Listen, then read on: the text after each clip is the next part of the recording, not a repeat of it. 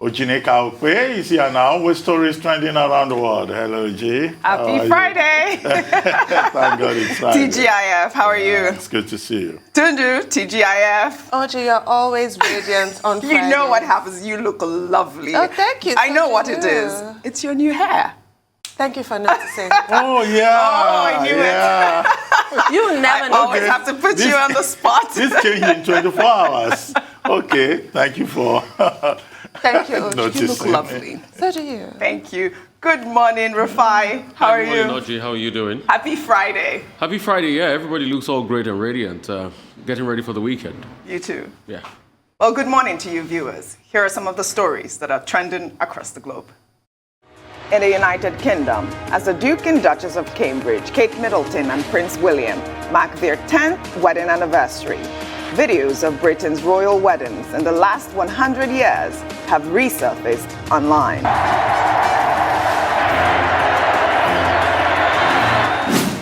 And the Royal Mint unveils the biggest coin in its 1,100-year history. The coin, which has been described by the Mint as a masterpiece, weighs 22 pounds and took 400 hours to produce. In the United States, Kamala Harris will soon be making more history when she becomes the first vice president to have a figure on display at Madame Tussauds Wax Museum in New York City. And the three men charged with the killing of 25-year-old Ahmaud Arbery as he jogged through his own Georgia neighborhood in February 2020 have been charged with federal hate crimes. In China, an unmanned module containing what will become living quarters for a crew of 3 on a permanent space station has been launched. The module, which is set to be completed by 2022, will become China's first developed space station. In Portugal, the world's longest pedestrian suspension bridge has been opened. The bridge, which took around 2 years to build, cost a staggering sum of 2.3 million euros. Under sports, Juventus striker Cristiano Ronaldo's rape accuser, Catherine Mayorga, is demanding a whopping £56 million in damages.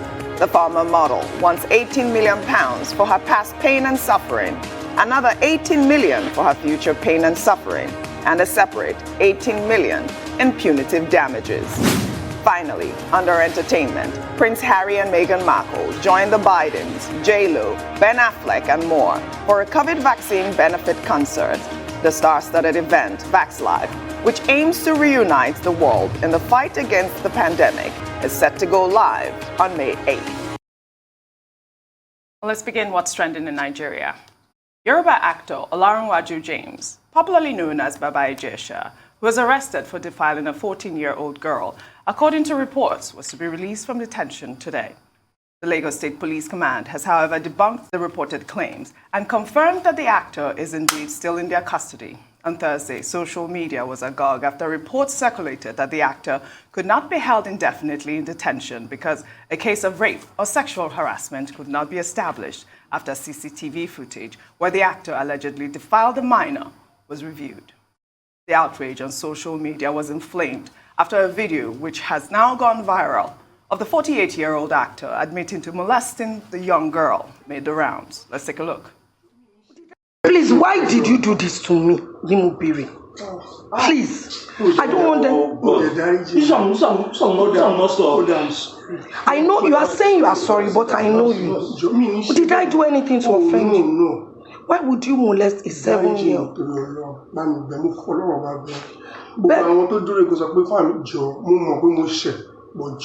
I'm saying almost 7+. You are telling me pay is the devil. Fine. You should not talk about devil now. Only thing they are making now.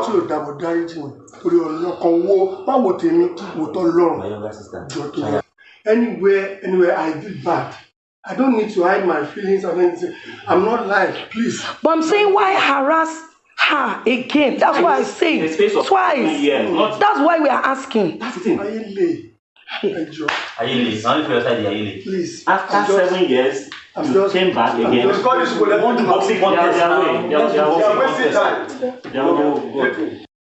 Well, after that video confession, here's what the Lagos State Police Commissioner, Hakeem Odumusu, had to say about the case. There are two cases. One, it was alleged 7 years ago to have defiled a girl when she was 7 years ago. The girl is now 14 years. As at that time, no complaint was made. Nothing was. But last week, a video went viral where he was arrested having sexual assault. When I talk about indecent assault, when a man touches a woman where he's not supposed to without authority and consent, it now becomes a sexual assault. That's exactly what we are. Sexual assault. To which he admitted that he actually assaulted. Sexual assault is a bailable offense. For God's sake. It's a bailable offense. It's not like rape. No allegation of rape was made against him. About 3 hours yesterday, they are all with me. I interviewed all of them, one after the other, including the girl that was allegedly assaulted, including the mother of the girl, including Baba Ijesha himself, Baba Ijesha himself, including the other person that was alleged. Everybody, about 3 hours, I listened to them one after the other. But for now, what I've gone in the media, Baba Ijesha is still in our custody. The case is available, they will not consider him for bail. So while we hear the legal advice, the file has been duplicated, has been sent to the Ministry of Justice. When the legal advice comes now, whatever advice where, we shall take action. Tundu, so many questions. Well, the police has established the fact that he did commit sexual assault, which is a bailable offense. Now, where does it happen where a crime of child defilement, which he confessed to, is bailable? Child defilement is not bailable. The issue with child defilement, according to the criminal code, is that any prosecution for that crime must be commenced within 2 months of the alleged incident. The reason being that, the memory of the child might be fuzzy or what have you. That is the law. Any child under 13 is the magic number, 2 months is the magic number. Now, that case was unreported. That incident was unreported, and it was 7 years ago. So he will not be prosecuted for that, unfortunately. And this is why some people say the law is an ass, because it's things like this. But that is the law. If I commit murder and I'm tried for murder and acquitted, I can then go and get a billboard and confess on a billboard that I killed that person. I cannot be tried again for the same offense. That's constitutionally backed, Section 36, subsection 9. So these are the little technicalities in the law that people find frustrating. And what is extremely frustrating here is that we have this confession, and we have the fact that the child was re-traumatized. Correct. So that they could try and get evidence, video evidence, thinking at least we can use this to nail him. And all that they have been able to get, allegedly, is as a sexual assault. That only carries a sentence of 2 years imprisonment. And the thing about men who, commit the crimes that this man has been accused of, they're pedophiles. There is no cure for pedophilia. You had a story the other day about people doing gay conversion therapy. People have tried to do pedophile conversion therapy. It does not work. He will re-offend. So unfortunately, I usually am so bemused by armchair experts. I have no patience for that. But in this case, I understand why people are so upset, because it just seems like such an injustice that has been done to this girl. And it's so sad, because when it happened 7 years ago, a lot of children in that situation will not tell anybody. They tried to bury it. What her guardian was saying is that her behavior changed, her grades dropped. You should be proud of Delta State. Delta State is one state in Nigeria that does not have that limit of 2 months. You can bring that action for defilement beyond 2 months. Other states have that. Completely unacceptable. Dr. Bati, how can this video confession help? Well, a number of issues here. First, I think it's important that the Commissioner of Police of Lagos State is seeking the advice and has referred the matter to the Department of Public Prosecution and also to the Ministry of Justice and the Attorney General of Lagos State. We're waiting for the kind of advice that they will give. Now, the statement by the Commissioner of Police for Lagos State indicates one clear thing, the fact that there are so many empty spaces in the relevant laws. And those empty spaces are things that will still have to be addressed. Only one state has constructively, determinedly addressed it, and that's Kaduna State, which has the most stringent law against rape in Nigeria. Now, the last year, the Kaduna State government, through the State House of Assembly, decided that the punishment for rape is castration in the case of a woman, of a man, and that it is the removal of the fallopian tubes if it is a woman that has, raped any child that is under the age of 14. If the child is over 14 or a married woman, then it will be a life imprisonment. So this conversation was brought to the fore, I think, by the terrible increase we have seen in cases of rape, either in the context of COVID-19 or following you remember the popular case of Busola Dakolo and Pastor Fatoyinbo of Koza. So today we have reached a point whereby people, are focusing on issue of rape. Now, why do I say there are many empty spaces in the relevant laws? Section 367, 368 of the Criminal Code, Section 262 of the Penal Code. Now, you see the Commissioner of Police struggling to differentiate between rape and sexual assault.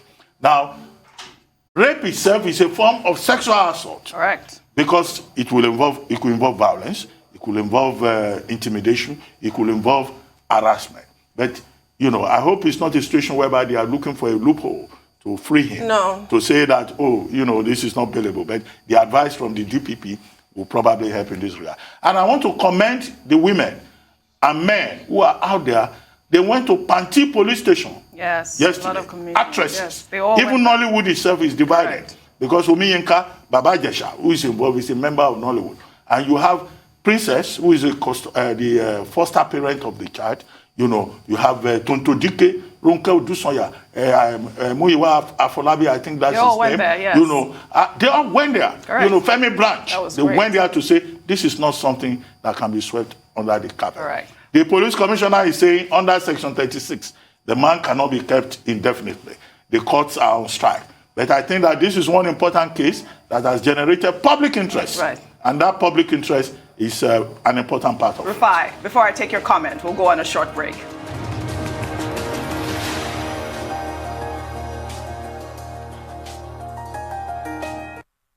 Welcome back to the morning show. Rufai, before we went on a break, I'd love your comment on Baba Ijesha, the Yoruba actor who has been accused of sexual assault. But I have hands-on experience because I've dealt with a case where somebody was raped and we had to go to the police station. I think definition of term is important. In this case, what they proved at the police station is there must be an evidence of penetration. So they said, okay, what were the medical reports? And that's one of the first things they hold on to. But it's not necessarily the case here. Because a child was defiled. This person, let's call him for what it is, nobody is doing, he's a pedophile. And that's how pedophiles behave. Right. They come around and their own sexual fantasy is children. And they attack and assault children, sexually or without any other means. So let us call it for what it is. And I think to a large extent, we need to campaign to change our laws. Most of our laws are moribund in this country. Secondly, I'm not a lawyer, but I think if it's a criminal case, I might not be correct on this, do you really have a statute of limitation on a criminal case? I think 7 years should be relevant. If he had confessed to the crime, and they should press him further, what did he do to the girl 7 years ago? He assaulted her, he penetrated, he did anything to her. Since he confessed to the crime, they should be able to try it as regards that. But as I'm not a lawyer, they're saying they're taking it to the DPP. He will try to interpret it for them. But let's call a spade in society. We have pedophiles. And these people must be tackled with the law. We must have strong laws to be able to tackle them, no matter who they are. I don't buy his analogy that is somebody that is doing him. Is a lie. When you know there are punitive actions for things, you stay without doing them. If he feels they are doing him, why did he go and steal? Why did he go and rape an elderly person? It's because he could predate on the child, and that's what they call them. They are predators for what they are. And let's not treat this with kid gloves. I know the law is slanted against anybody in this case, or most people, or the princess part in this case, because number one, like Tunde pointed out, the all legal analysis to this, and the fact that to a very large extent, it's not been able to be proved. But let society not sweep this under the carpet, because what you do is that you embolden other people like this to go ahead and assault children even more in society. Let us call a spade a spade. And for the Nollywood that is divided, there was a big fight yesterday between Iyabo Ojo and Orefabi. To me, they should be united and call a spade a spade. Rape is big. Rape is ruining lives. We are lucky that the young girl just changed her character and she felt the pain. There are some people that commit suicide as a result of rape. They are raped, they cannot take it, and they go ahead and they commit suicide. Their life is ruined forever. Let's wait for the advisory of the DPP like they are saying here. But most importantly, let us call a spade, and this should call for review of stronger laws. There are still some laws in the National Assembly now as regards cases like this that have not been passed. We need to define times properly. Yes, I'll take you on that. Yeah, we need to met out penalties for actions. Correct. We should stop the old draconian way that you must bring a doctor's report that penetration happened before it is called rape. Right. Because in most cases, that's always the case. And we need to also involve advocates and NGOs. I keep insisting, because a lot of them deal with these cases on a daily basis. So Princess's port of call too should be NGOs. You know, a lot of people should be copied in this. The case should be taken up very strongly, and we should say no to pedophiles in society. They ruin the life of women. There are many girls that can't get married today, that can't stay in their husband's house because they were raped as a child, and the pain is still there. Let's speak against what is evil. Good point, Rufai. I want to take Rufai's point now. Tundu, what is the difference between rape and sexual assault? So Section 357 of the Criminal Code lists the ingredients for rape. There are 4 different categories, but the major thing is penetration. That must be established. And the penalty for that is life imprisonment with or without caning. Now, sexual assault is inappropriate touching. It could even be showing somebody pornographic material. You can be charged with sexual assault for that. And like I said earlier, it's a light sentence, 2 years. Pedophilia is a compulsive condition. A pedophile cannot be released from jail after 2 years. He will reoffend. They cannot help it. They need to be taken off the streets. Right. So I don't know how that's going to happen. But I have to say, before anybody starts chirping about saner climes, rape laws across the world are problematic. You and I have told you this before. In America, a case in Montana, a 12-year-old girl was impregnated by her rapist. She did not believe in abortion, thought the child had deserved a chance to live. But a court made her include the name of the rapist, who went to jail for raping her for 2 years. Put the name of the rapist on the birth certificate. He had visitation rights. He was given her address. And that is in half the states in America today. So the way women are perceived, the way the pain, the trauma of women is perceived, women and girls, is sickening. And I don't miss an opportunity to say, even Lagos, as cosmopolitan as it is, does not recognize spousal rape. I know people who have been raped by their spouses. Yes, it's horrible. It's wrong. Well, I think the major challenge is, as I pointed out, the empty spaces in the various enabling laws. Section 357, Section 358, and Section 282 of the Penal Code. Now, if you look at it, the problem, yes, is the definition of rape. That's a problem. Because the definition of rape under 357 looks at a man raping a woman with or without consent. It doesn't even recognize the fact that a woman can rape a man. Or a man can rape a man. Or that a man can rape a man. Now, the Violence Against Persons Prohibition Act of 2015, under Section 1, tried to address some of these issues. But even that VAPP Act does not go far enough. And it's only been domesticated in only 15 states of the Federation. Not even in Lagos. Nope. Lagos has not domesticated the VAPP Act. And Lagos does not have a sexual and gender-based assault act. But Lagos was first in 2007 in coming up with a law in terms of domestic violence, prohibition of domestic violence. So the enabling laws in this particular case will require the definition, will require also, what the enabling laws of Lagos State are. Earlier in 2004, Lagos State had updated its own criminal code. Maybe that will help in terms of the definition. But the point being made by the police is as follows, that sentiments may not determine what the law is. And that was why I said, let us hope that they are not looking for a technical loophole to allow this gentleman to go scot-free.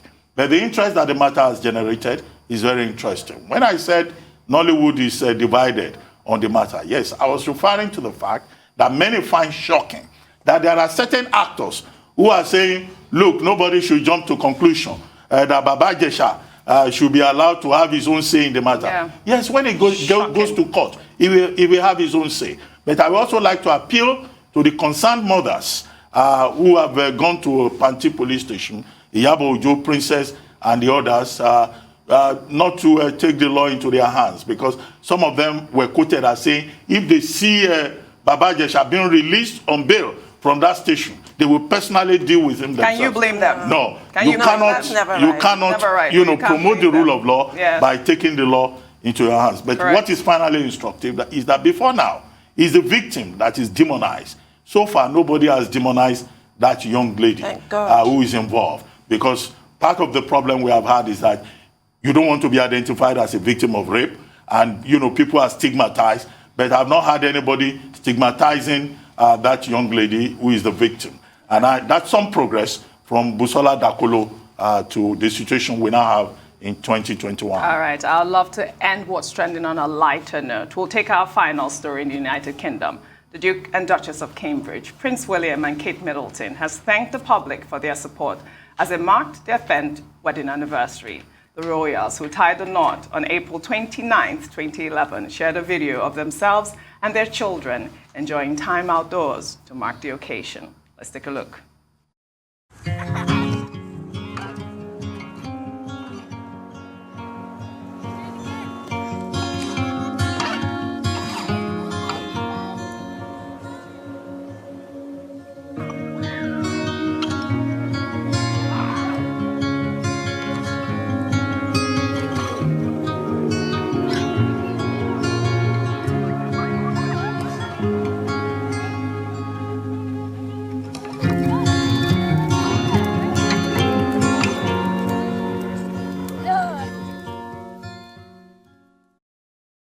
I hope this brightens everyone's weekend. That's all I have for you guys on What's Trending That's beautiful. today. Thank you. Thank you very much, Oji, Sure. and congratulations to the couple.